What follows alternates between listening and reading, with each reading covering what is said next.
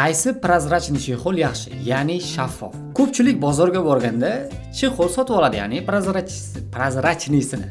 Sotib olgandan keyin uzoq borsa 3 oydan keyin u sarg'ayib ketadi. O'zi prozrachniy chexollarning 4 xili bor. Asosan bular o'sha birinchisi termoplastik poliuretan, ya'ni xalq tilida aytganda yumshoq prozrachniy chexol. Buni narxi juda ham arzon bo'ladi, juda tez sarg'ayib ketadi.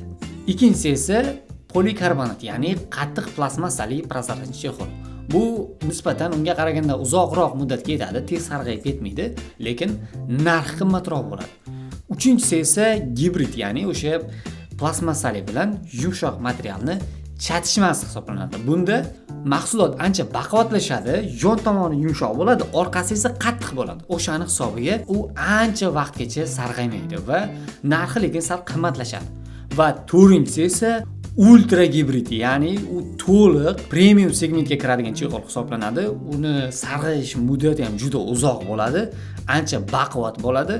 Narxi esa kamida $50 atrofida bo'ladi. Bunga misol qilib turib Pitaka brendi bor, ya'ni shunga o'xshagan bir nechta brendlar bor. Buni sotib olganlar juda yaxshi biladi. Siz shunaqa chexollardan qaysi birini ishlatib ko'rgansiz va sizdagi prozrachniy chexol necha oyda sarg'ayib ketgan? O'shani izohda yozib qoldiring.